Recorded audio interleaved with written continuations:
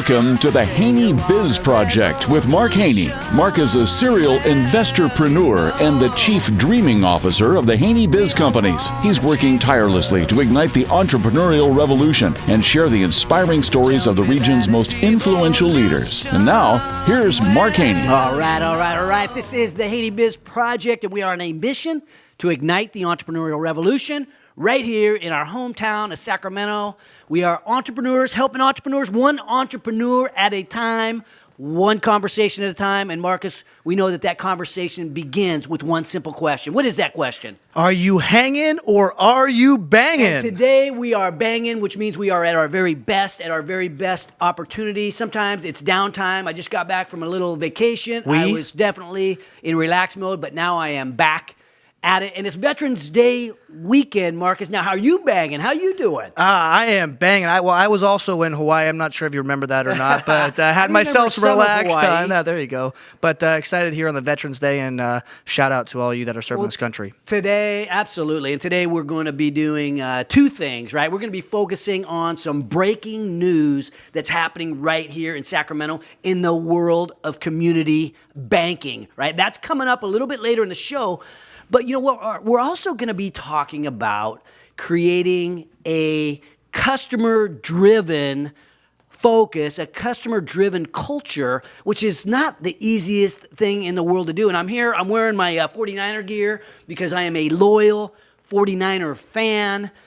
But it's not as easy these days to stay loyal to the NFL or to the Niners. It's getting a little bit tougher. Yeah, no doubt. You didn't buy that shirt this year, did you? Well, I brought this when I was about 12, and I still have it. I've been a 49er fan since I was a little kid, but you know, it's a little bit tougher because I think in some respects the NFL and the Niners have lost track of their customer. I mean, I'm a customer. Yeah, I'm a customer too.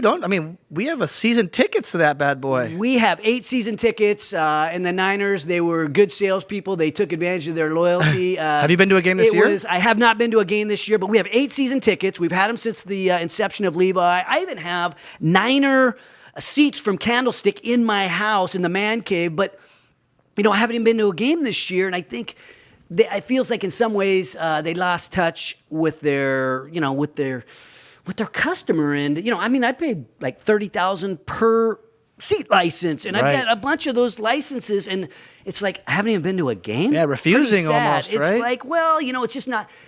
They've taken the focus away from the game of football. When I go to a football game, I love to see these guys crash into each other, hit people. They've even taken some of that out of the game. I know what's going on with that. It's not the you think about people and how you handle these tough situations. Now, what do you do as the NFL when the players start taking a knee? What do you do? What do you do if your team is not winning? What do you do as the leader? Because you think back, there's been times when businesses, and I think that's what's happened with NFL, when businesses didn't focus on their customer, and look what happens. The ratings go. Right now, we have the college football ratings up. Baseball, right? Professional baseball ratings up. Yep. Basketball, the NBA ratings up. The NFL ratings down. Right? Well, it's not working. And I think some of these decisions are difficult to make. You can look back in history about the Tylenol scare with Johnson & Johnson.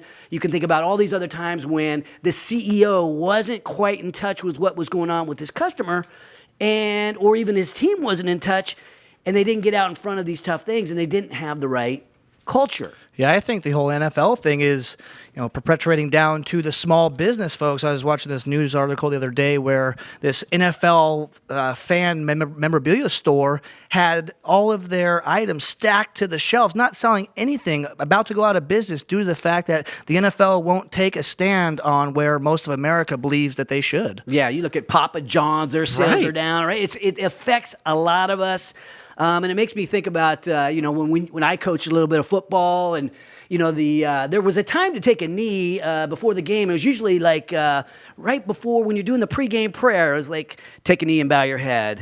Dear Lord, please keep us safe. Give us the strength to run fast, make plays, and hit hard. And let's go out and kill somebody, right? Ooh. It was like there was a time when it made some sense to take a knee. It's all changing. But you know what? That's okay. That's what gives us something to talk about here on the radio. And today, on our show, it's a little bit different. We share stories about winning, about the good stories, the stories about how to be successful, how to put food on your table for your family. We're going to be talking about some things along those lines. And, it just makes me think that the best way to learn is by jumping in the game and getting yourself dirty and learning from that. But the second best way to learn is by talking to people who have been there, done that, built some cool businesses, have the scars and the sore muscles and all the different things that happen when you actually get yourself in the trenches. Later in the show, we are going to meet the hottest real estate entrepreneurs in Folsom. My business partners, Erica Kastner and Cassandra Michalewski from the client-focused Haney Garcia Realty Group. Oh, yeah. But we are also going to have later in the show, we will break that news. It's the most exciting thing in banking since the ATM machine. And Josh Wood with Region Business and Pat Hume, City Councilman of Elk Grove, are going to be here to share that breaking news. But before we get into that, coming up after the break, we will meet a man who leads the most respected, customer-driven financial institution in the region, Mr. James Beckwith of 5 Star Bank. Join the revolution at HaneyBiz.com, brought to you courtesy of 5 Star Bank. This is the Haney Biz Project.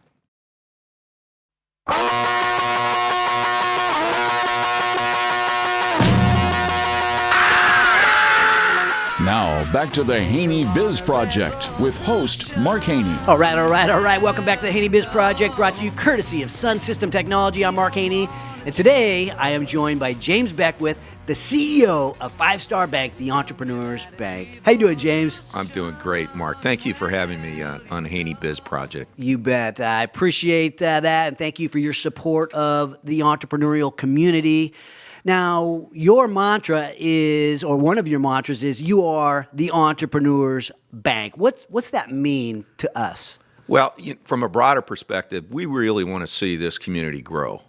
We want to see this community and the businesses within it add high-paying jobs, highly valued jobs. And we want to see those entrepreneurs really pursue their dreams and passions, to do what they should be doing, to grow their business, to hire people, to be influential, and just improve the quality of life of our great region. Well, and they need access to capital in so many in many situations, and you need a place to bank. And you guys at 5 Star, I am a customer, and I was kind of contemplating with Shelly from your office last night. It's like I could talk about 5 Star and the customer-driven business culture that exists there. I could talk about it all day long, but maybe you can give us a sense as to what do you do to build this culture that is so good for guys like me, us entrepreneurs? Well, it starts with a mindset. It starts with a mindset of understanding our customers, trying to put ourselves in the shoes of our customers in terms of, where's their pain? How can we help solve their problem? Yeah. It really starts with empathy. Yeah. And if we can get ourselves in that mindset, and all of our people are trained that way, and they come in with that attitude every day, every morning, is how can I help somebody? Yeah. And that's really where it comes from. It's from the heart. It's really driven by the belief if our customers do well, we're going to do well. Yeah. And it all works out in the end. So when I go into 5 Star, I walk in. I don't go in there that often because my team does the banking, but occasionally I've gone in there. And when I deal with the team, I feel special. I'm walking up to the counter, and it's like, oh, Mr. Haney, thank you. They're really happy that I have that. And I'm just thinking that way of thinking of helping the customer to succeed, that starts at the top. Absolutely. It starts with our board of directors. We're all local. They're all local business people, entrepreneurs. They all started with not much, and they built something over their lifetimes and their careers. They understand risk. They understand how to give back to the community, and it just kind of flows from there, and down to staff, and down to the folks that you see when you come into one of our offices. Mark, we don't have that many customers. Okay, we're not a big mega bank, multinational bank. We've got probably, I'm going to say, about 1,500 relationships. That means we can concentrate our efforts on those 1,500 relationships in a very intimate way to really understand what their needs are and really deliver and exceed their expectations. And you're not a small business, but what you're saying is being smaller isn't always a disadvantage like one might think. Absolutely. We can turn on a dime. Yeah. All right. If somebody needs something, we get it done. Well, what's the appetite right now? We're going to be breaking some news here in a couple of minutes so I won't spill the beans on that right now. But what's the appetite right now in Sacramento? Right, there's a lot of entrepreneurial seeds being planted, and as these start to grow, that's when you begin to need some financing. So I'm just wondering, what's the appetite feel like in terms of needing small business loans right now for you guys? Demand's really strong. It's go time for a lot of people. A lot of folks that are in the downtown core up here in the Placer markets, South Placer markets, over in El Dorado County, down in Elk Grove. It's go time. People are looking to grow. The economy looks great right now. The Central Valley certainly has come back, and we are getting some spillover effect from the Bay Area. But we think that the growth aspects of our region, of our capital region, are very strong. Well, we're going to cut you a break. We're going to make this a short segment because the next segment, we're going to keep you on as we break this news because you are a part of the news. And so we're going to be bringing on Mr. Josh Wood, Region Business, along with Pat Hume of the city of Elk Grove. And we're going to break some news that has to do with making access to capital a whole heck of a lot easier, and it starts right here in Sacramento, something very innovative beginning right here in Sacramento. Join the revolution at HaneyBiz.com, courtesy of Audi Rockland. This is the Haney Biz Project.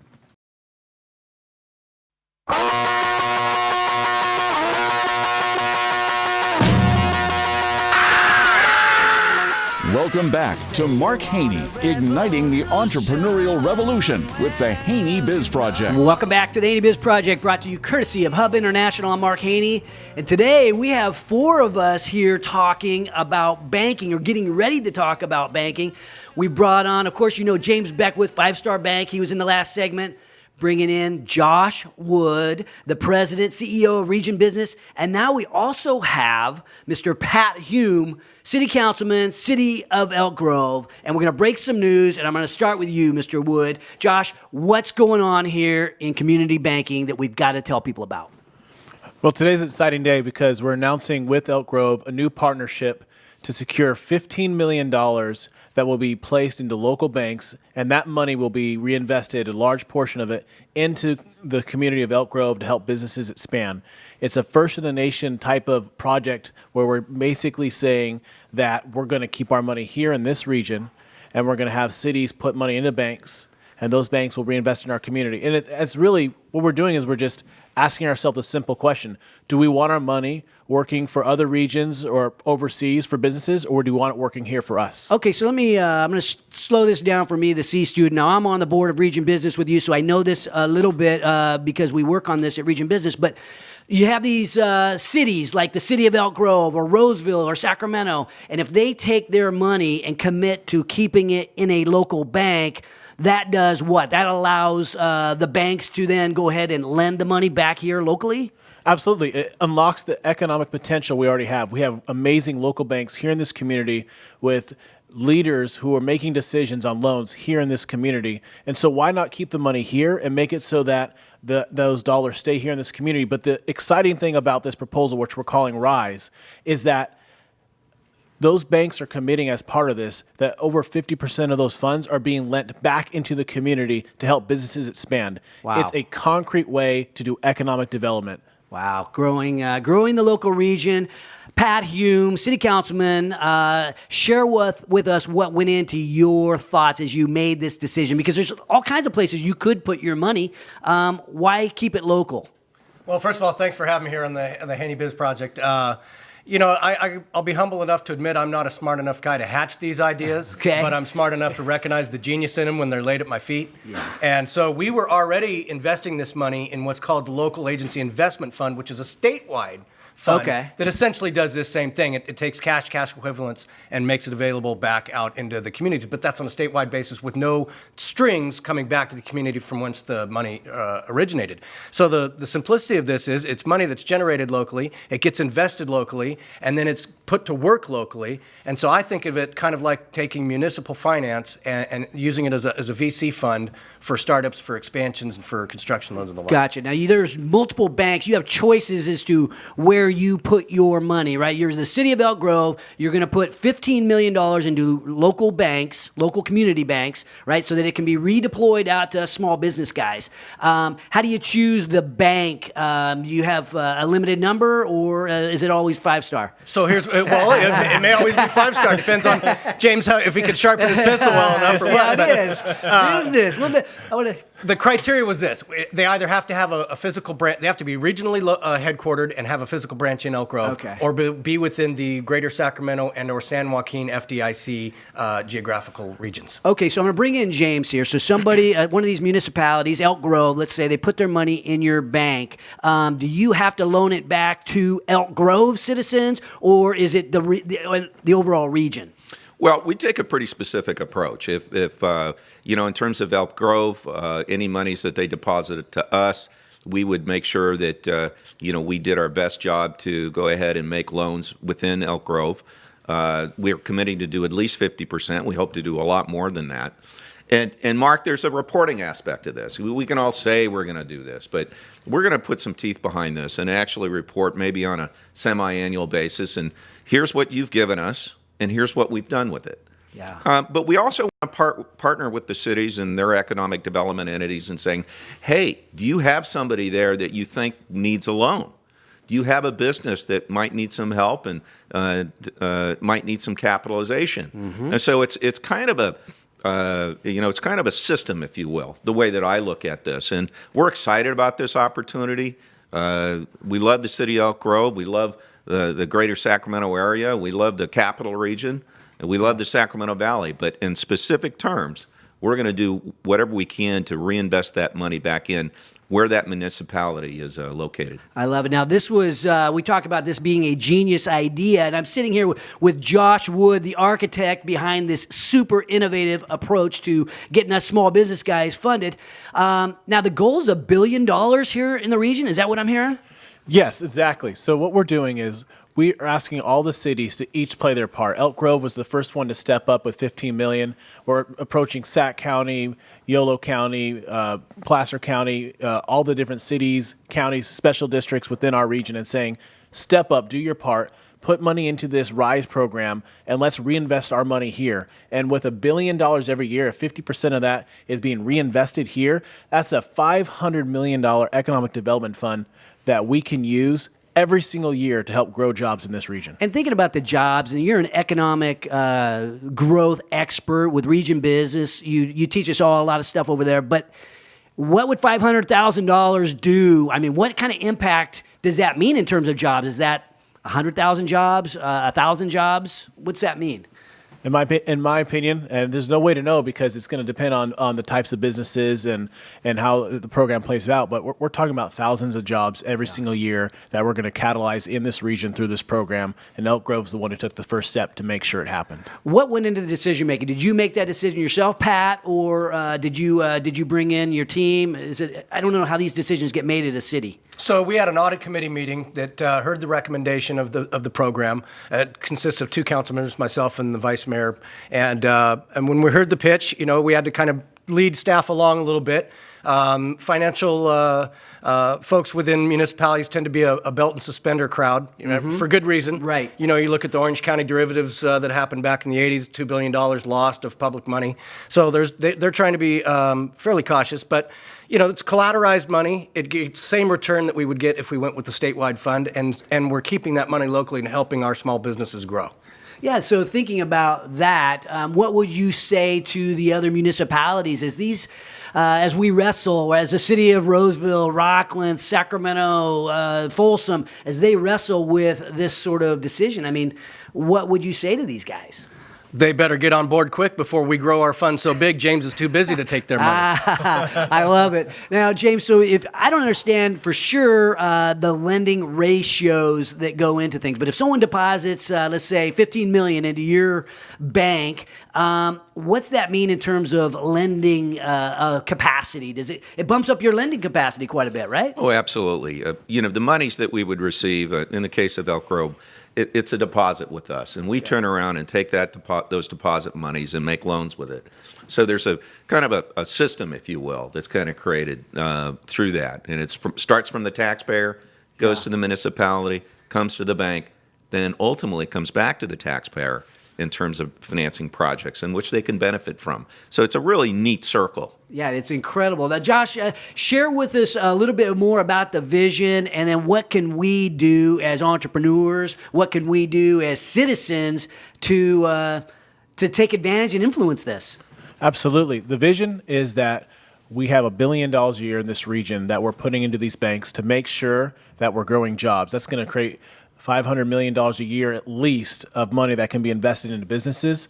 We need every city, every county, every school district, every fire district, every parks district. You think of all the different layers of government, every single one of them has a role to play in this. And so what I'd ask is for people to be reaching out to their council members, to their county board of supervisors, all those elected officials that they walk into in the grocery store, and let them know that this is important, that they want our region to rise. What's the pushback that you might get? Not as good at terms as with a large bank or something like that. What would be the pushback? It seems too easy. In my mind, there's no logical pushback because the terms are the same, the money's collateralized, and it's being invested here. It only makes sense.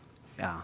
Pat, any other thoughts about how because you guys could put more than $15 million in there. How is this going to work? Are you testing this? Is this going to be something you embrace more heavily as this begins to work? I sure hope so. I mean, we started out with a number that we felt we could be comfortable with.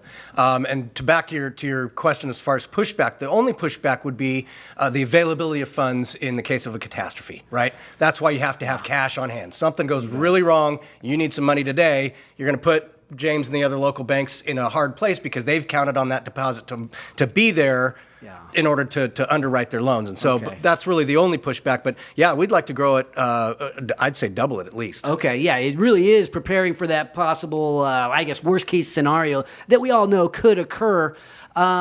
James, your thoughts, though, as this begins to happen and what it might look like for your clients, what it might look like for the region's growth. Well, it could supercharge the region's growth over a period of years. It could provide the funding for a lot of new projects, a lot of existing business, giving them the growth capital. This could really move the needle from a jobs growth perspective and an economic development perspective. This is new. Okay, absolutely, it's new. It's a new thing. As Pat mentioned, it's a safe and secure deposit. It's collateralized, and that's by state law.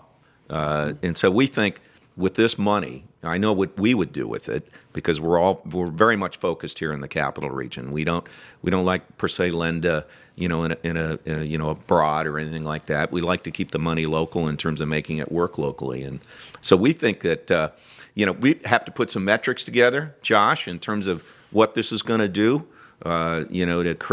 To create some reporting associated with job growth in the various municipalities, and this is going to be exciting, and I hope there's a lot of inspection on this. I welcome it, frankly, because I think that we can really do something that's new and innovative and significant. And I want to thank the city of Elk Grove for really being a first adopter of this and really getting out in front of that. That shows innovation and entrepreneurship at the city level. I could not agree more. And just thinking, we started off the show talking about customer, client-driven cultures, and it really feels like that's beginning to happen as the leaders of Sacramento, you all come together. It's like, how can we do this for what's right for the business community, what's right for the citizens, what's right for people who might be looking for a job. So I have to congratulate you on being focused on the client, which is today's show.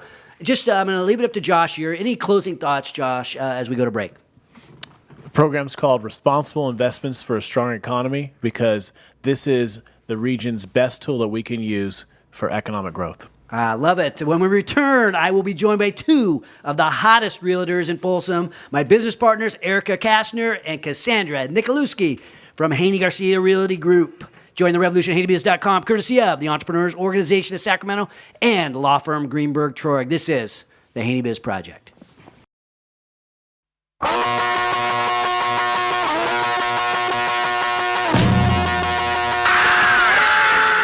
And now back to the Haney Biz Project with investorpreneur Mark Haney. Welcome back to the Haney Biz Project, brought to you courtesy of accounting firm Clifton Larson Allen. I'm Mark Haney, and today I am joined by Cassandra Nikolewski and Erica Kastner, and they know a thing or two about a customer-driven business model. They are my business partners at Haney Garcia Realty Group, and you guys just opened a spot out there at the Palladio. Cassandra, tell us what you guys are doing out there in Folsom. So we opened a spot at the Palladio. It is Haney Garcia Realty by Nikolewski and Kastner. So we're there in Folsom. We are at about 10 agents now, and we are trying to make a difference in our community. We're hiring people, we're selling houses, we're giving back to the community. We have a lot going on. Okay, so Erica, let's talk to you a little bit. You two are business partners. The three of us, in a sense, are business partners because you're my partners on this.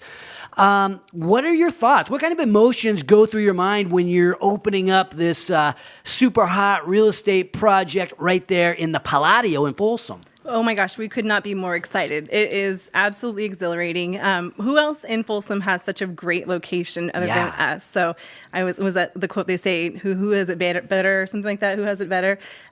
We couldn't be more excited. Our agents are all pumped up. They're excited. Our grand opening is coming up on the 16th. Nice. And so we're really excited about that. I hope everybody can come and check it out. Is there a part of you, I know sometimes when I've started businesses, there's a part of you that is nervous. Is there any of that trepidation, or is it, hey, we got this, babe?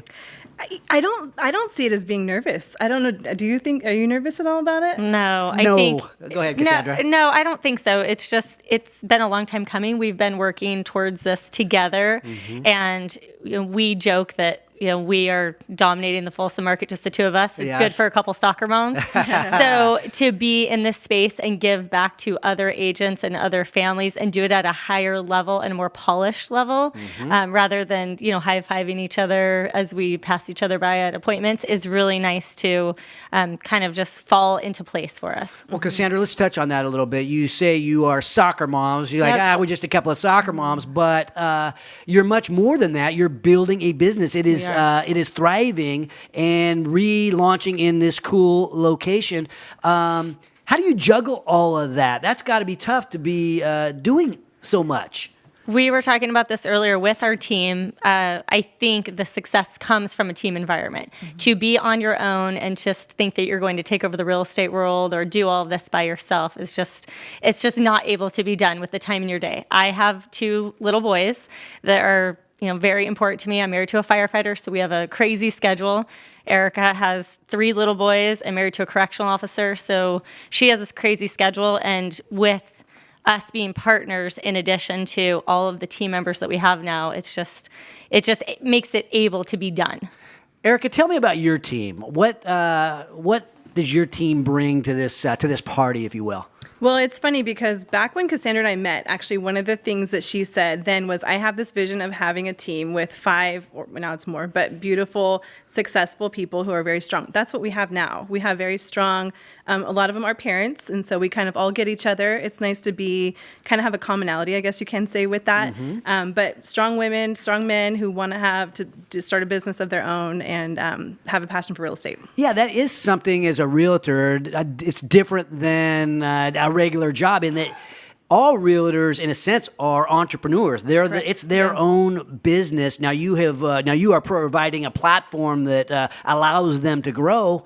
But why is Haney Garcia? Why is the Haney Garcia out there in your office in the Palladio? Why is it unique? How do you help them to grow their business? Well, one thing that we really focus on, and one of the things that we loved about Haney Garcia when we partnered with Haney Garcia, is their devotion to the community. And so being able to plug into the community, whether it's with your children's sports or schools or your other families or the community, the administration of the community, just plugging into the community. We offer that a lot with our agents. Plus, we like to have our own little culture. It's, we have fun. We have a lot of fun, and we just love being together, whereas a lot of agents are on their own. They're, they might work for a brokerage, but they never go in. They don't have, we want the agents to want to come, foster that community with the agents. Yeah, I always say solitude is the death of an entrepreneur. Yeah. It works that way whether you're a realtor or you're an electrician. It's alone is not as much fun. Thinking about what Erica said about the community, what kinds of things are you doing there beyond the sports, right? We know you guys are into sports. Yeah. What other things do you envision doing in the community? We do a lot already. So we are involved in all kinds of sports, as you mentioned. Our kids play soccer and football and baseball and just a plethora of things where we volunteer our time. We also both work at the schools. We're doing Socks for Soldiers. Oh, yes. We do a coat drive. We do Christmas lighting. We do Thanksgiving. I'm a member of Folsom Lake Rotary. Erica's been plugged into that. And it's countless things. And we really encourage our agents to, whatever they feel passionate about, to follow that piece of it. So if you don't love being in Rotary, but you like to do, something with children or working at the food bank or that type of thing, then they can plug into that. Yeah, it's one of those occupations where you really work in your community, in your neighborhoods. And I would think that makes it so much more rewarding because you're actually helping right there, people that you're maybe seeing out at Little League or out somewhere else. So now let's talk about buying a house or selling a house. What's the market looking like? Maybe we'll start with you, Erica. What's the market right now in buying and selling homes? The market's actually really still hot. We are still getting a lot of people coming from the Bay Area. And so that's keeping our buyers and sellers, people are still, it's actually busier right now this year than it was last year at this time. So it's good. We're still doing great. And how important are interest rates? I mean, they're remaining low, but what kinds of concerns do people have about the interest rate and how that affects their payment?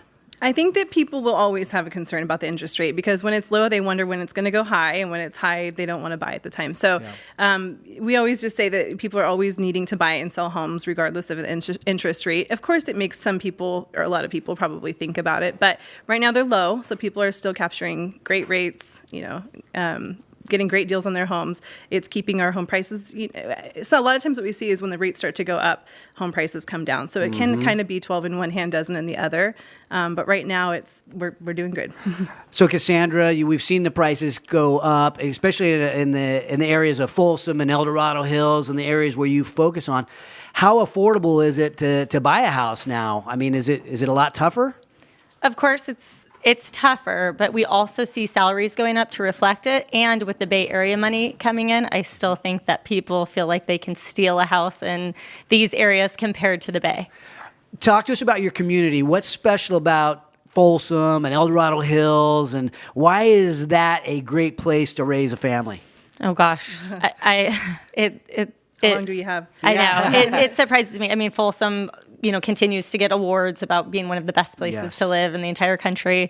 I think that what I see primarily is that there are a lot of people like us that have little kids who don't have family, like parents that are local to help out. So it becomes this extension of your family with friends. So if your child is sick and you're at work, you call a friend and they go pick up your child, or somebody's carpooling, or you're always kind of helping each other out.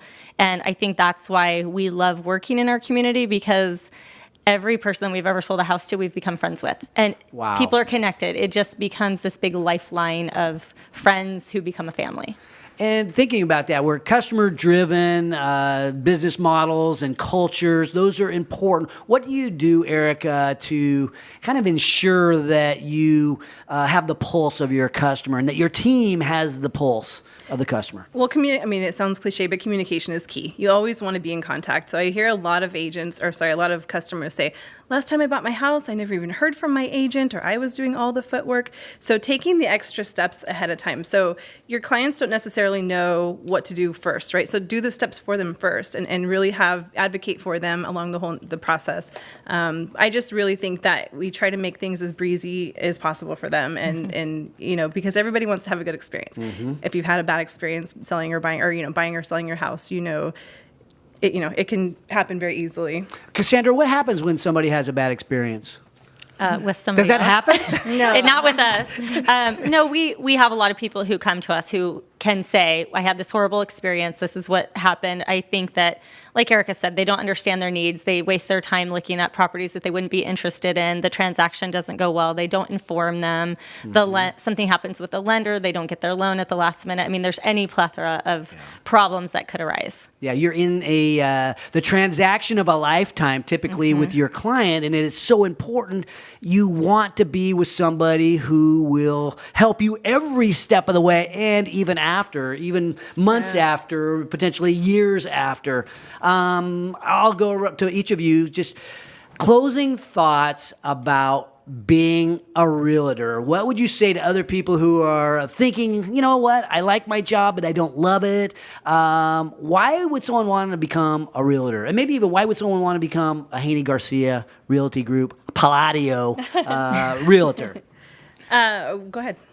Okay. I mean, I really think that there's an opportunity to be entrepreneurial, set your own hours, make as much money as you want to, really define your own destiny. You also get to help people. I mean, nothing feels better than handing the keys to a person and a family when they are so excited to walk into their home that they are going to live in, that they've been waiting so long to have.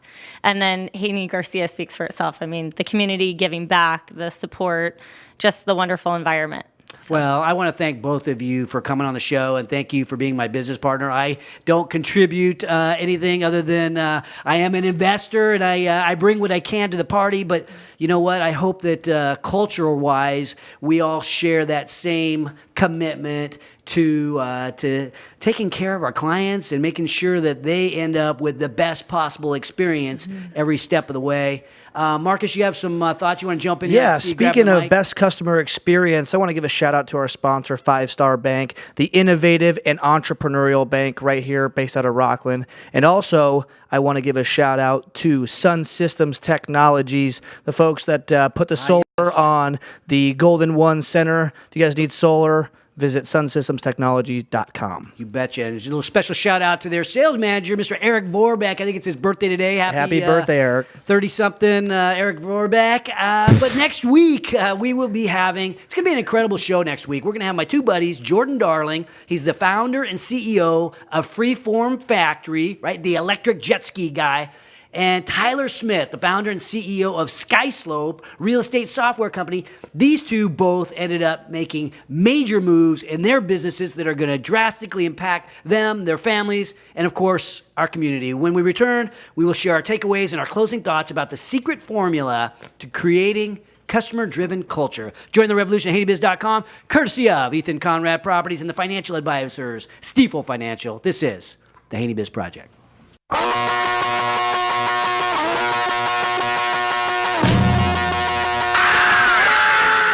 Welcome back for Mark's takeaways from today's Haney Biz Project. Welcome back to the Haney Biz Project, brought to you courtesy of Silver's HR. I'm Mark Haney. I'm back here with Marcus Haney, and today we have been talking about some new cool stuff that's happening in Sacramento in the world of banking, infusing a ton of capital back into the market here in Sacramento.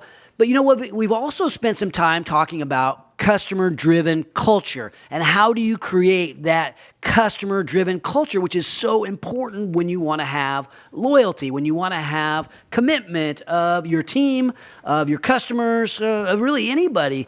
Marcus, you know, every morning when I leave the house, I give your mother a hug. Typically, it's like 0 dark 30, and she's still in bed. This morning, it wasn't like that. She beat you up, huh? She got up pretty early this morning. It's weird, but I say something to Stacy. You know, we've been married 32 years. And especially when we're going through stressful situations or something, you know, I share the family mantra with my wife, and it's the way we think. I'd say it has to do with our culture, right? The Haney culture is, I share with her this thing that goes, everything's gonna be all right. So all right really has to do with how I feel when I think about our family and the opportunity that's around us. Now, Marcus, takeaways from today. We talked to some really cool people. Takeaways from today.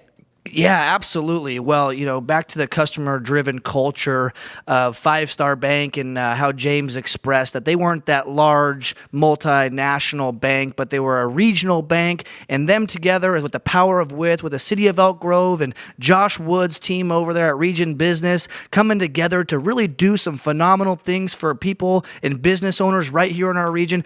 I mean, that's the epitome of exactly what we talk about on this show coming to fruition. I was back there listening, just fired up, excited about what's going on right here. And hey, like he said, other towns, other cities, get on board. We need this for our region. Yeah, well, I want to take a minute to thank you too.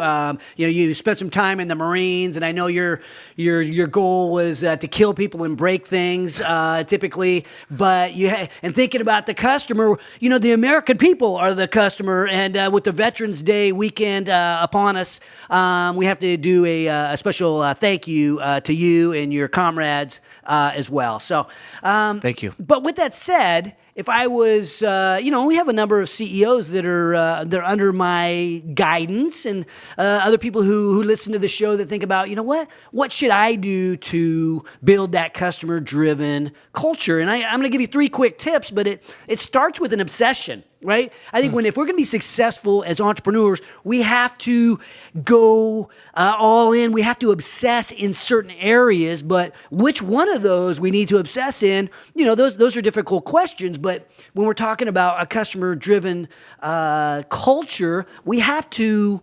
I'm looking for a CEO, and I hope I was or am the CEO that listens obsessively to my customer, right? If I listen enough to my customer, maybe even to the point where I can anticipate what my customer is going to be needing, what they are going to be thinking. Now I've done my job. I think about Steve Jobs, right? He said, get closer than ever to your customers.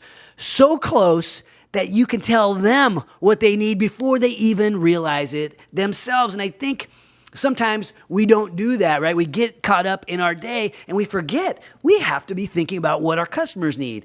And then the second thing I think we need to do is obsess on the team, overcommit to our vision, and the team will fall in line. So we have to have the right team. It starts with the CEO, but then we have to have the right team. And if the CEO commits to leading by example, commits to going all in on that vision, the team tends to fall alongside him and help out as well. And the third thing I think that we need to do as CEOs is we need to over-communicate the vision and the mission and the values. We have to obsess on sharing that. We have to over-communicate.